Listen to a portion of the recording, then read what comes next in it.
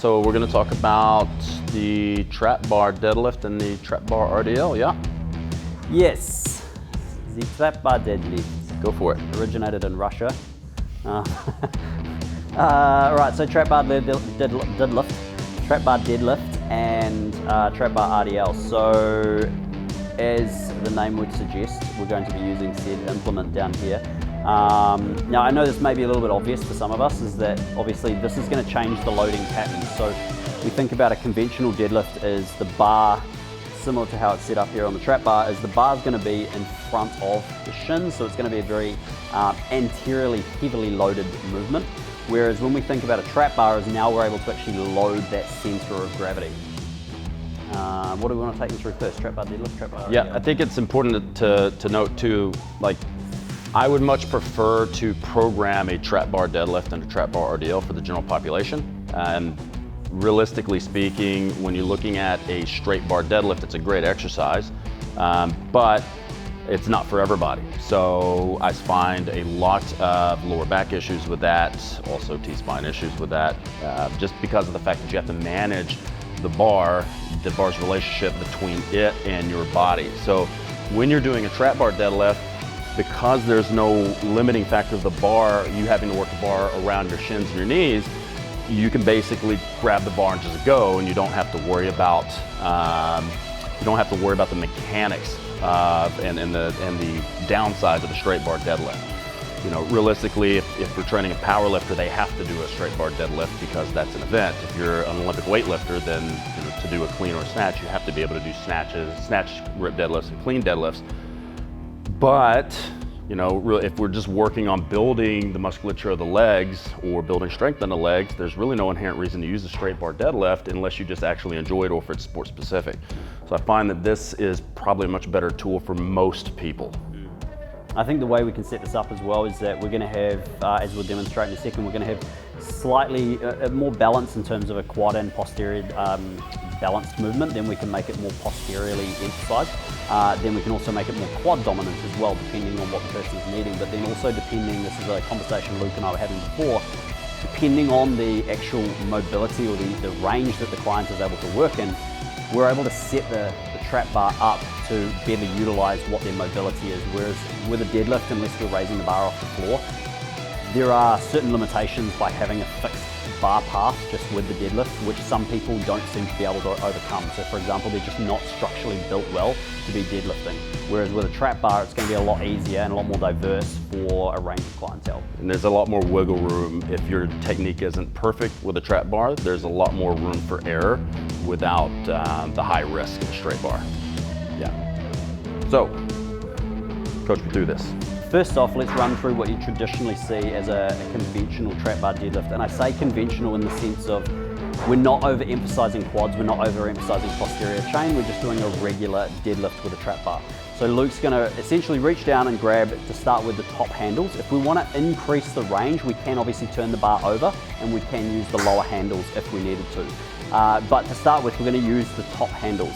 Now, first, we want to take note of where the bar is actually in line with his feet. So we don't want the bar to be sitting, so when I say the bar, I mean the bar that we're loading the weight on, so the loaded pins. We don't want to have that bar drifting so far forward that it's now beyond his toes, that when he actually goes to lift, that movement is going to be essentially overloading further up his back and cause more lower back issues.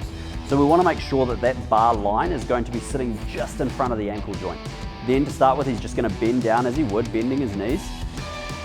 And from that position here is that we want to make sure shoulders stacked nice and straight over the wrists. And then he's just going to push the floor away. So this is one cue we like, is that we want to think about push the floor away, not pick the bar up. Then from this position, as Luke goes to lower the bar, you'll notice he pushes his hips back and will start to bend the knees a little bit. So the knees will drift forward slightly, not a lot. From this position is again, as he goes to set up, we're looking again here is that the knees, because it's more of a deadlift style position, the knees are going to be in line or just behind the forearms. From there, nice and flat back, as you can see here from the side, we're thinking create tension, upper back, and then start to work on pulling the scapula down. Then again, push the floor away, stand straight up, and then we're going to slowly lower back down. Now, one thing, depending on where you're getting your videos from, if you are sending videos to clients, if you're working online, one thing I want to note is that I have seen some horrible tutorials of trap bar deadlifts where people will say drive up and hyperextend the lower back, so you're essentially trying to get more glute engagement. We don't want to be putting a lot of extension into the lower back and trying to throw the hips forward.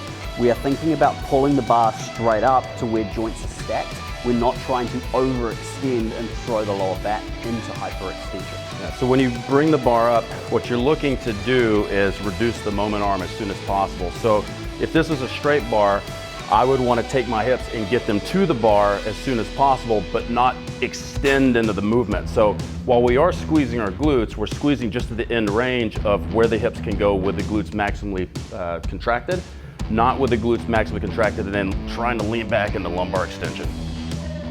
Now, when we're looking at a difference between a conventional trap bar deadlift like this one, a quad-based trap bar deadlift, which we will demonstrate in a moment, but when we're going to use more of a posterior-based trap bar deadlift, one thing that we're going to note is that Luke's going to set up exactly the same way, but then this time he's going to start with hips slightly higher relative to how he was set up previously.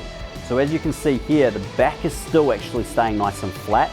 The shins, in terms of they're staying perpendicular to the floor. So the shins, while they were slightly further forward previously, they're now sitting a little bit further back, but we've now actually got more flexion at the hips, and the hips are sitting up slightly higher so that we're able to overload the posterior component of this movement a little bit more.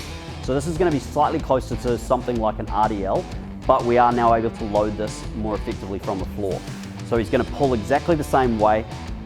One thing to note is that we want to be driving the knees. I don't want to say drive them out, but we want to think about hip stability. So by pushing or thinking about screwing the feet into the floor, we're able to get more hip stability by activating the glute medius. So we want to think with those feet is that we're essentially trying to drive the heels in and we're trying to drive the toes out. So if you imagine that your feet are a screw, you're trying to create as much tension as you can by driving into the floor, which is going to externally rotate the femurs slightly and bring the glute medius online. I would just like to say that feet is not a word. Feet? It's a word I just made up. Not feet. We've got two of them, so you've got feet. So bringing the bar down, Yes. We're going to put our weight on the heels. Then we're going to move into what would be considered an RDL, keeping the back flat, loading the hamstrings, not the lower back, and then returning the bar to the floor. I think one thing we didn't talk about is hand placement. We want to make sure that the hands are in the middle of the bar. Quite often our clients will grab the bar and just start ripping it off the ground. And as you can see, if your hands aren't centered on the bar is going to do wonky things. Right? Now, one thing to note for the more quad-dominant version of the trap bar deadlift, you will want a slight heel raise, depending on what you've got available in your gym. That may be in the form of a heel wedge. We've only got plates here, so we're going to use a very slight heel raise. Hold on. We're going to cut for a second because I have something in the car. Ha-ha! Oh, there's something we found in the car, outside. Hopefully it was Luke's car. All right, so what we're going to use here now, again, is that we want to think about how we're setting this up, right? Is that the angle here, and this is going to be, I usually recommend this for a lot of our clientele as well, especially in an online area, is that they usually have some type of aerobic step or some type of heel wedge. Now, I just want to point out here, I'm just going to go off camera quickly, there is a difference between this type of aerobic step, which is flat on the edge, and the aerobic step that Luke has got, which is actually angled, okay? So it's going to provide more support, which is going to allow him to actually drive harder through the floor because he's going to have more stability. But the first thing you will notice here is that don't even pick the trap bar up, just squat down towards the bar. You'll notice that he's artificially increasing the range of ankle mobility that he has, okay? Because he's raising the heels up, which is going to allow us now, because when he actually squats down to pick up the trap bar, he's going to perform this movement with more of his knees traveling over his toes. He's going to get more quad engagement, but he's also able to now work in a longer range of motion before he actually, I don't even know where I'm going with this. I feel like I've just... Longer range motion. Yeah. So now that we've put the heel elevation, we're now in more plantar flexion, which is going to allow us to move the tibia forward more, which is going to increase the range of motion. So there's going to be a lot more work done, and also it's going to push a lot more of the effort mechanically to the front of my legs. Perfect. Plantar flexion is exactly the word I was looking for previously. So similarly to how we set up the regular deadlift, is that when Luke's, he's not going to change any of the positioning in terms of hand position or anything else. But now when he goes down, we're going to have more of an upright torso angle. So he's going to be staying, as you can see here, the torso is going to sit a little bit more upright. The knees are now going to be pushing beyond the elbows. And when he drives the floor away, he's going to be actively getting a lot more quad engagement than what he does when he was with flat feet. One thing to note here that is going to be slightly different from the other version of the trap bar deadlift is that, go all the way back up to the top for me please. As he goes to lower down, he's going to break at the knees simultaneously while he's pushing the hips back slightly. The knees are going to need to travel forward as he's coming to lower that bar down. So this is going to be one difference that you will see compared to a regular trap bar deadlift, where we're going to want to push the hips back, and the shins will stay a lot more perpendicular to the floor the entire time. In this movement, we are going to need to push the knees forward as we lower down to allow ourselves to reach the floor. I think it's worth noting two things. Number one, the cue that we gave you earlier is we don't pull the bar, we leg press the earth away, right? And the reason that's important is if someone pulls the bar, most likely what's going to happen is they go like that. That's what we don't want. We're using the back as simply a lever, so we want to keep the back strong and stable. So if we can keep that strong and stable, if I just push my feet, I should be able to get up very easily. Secondary is never jerk the bar off the floor with bent arms, okay? We want to make sure that when we grab the bar that we take all the slack out first and also load the upper back before we push the feet. I've seen a lot of ruptured biceps with people grabbing heavy weights with bent arms and pulling out of that and seeing biceps rolling up into the shoulders. It's not really conducive to long-term training to have that happen. Not great for results. And one last thing about lowering the bar. As you said, realistically, especially on any type of posterior chain type of deadlift or movement, the reason that we practice a lot of RDLs and a lot of good mornings is to teach people how to load the hips and load the hamstrings without loading the lower back.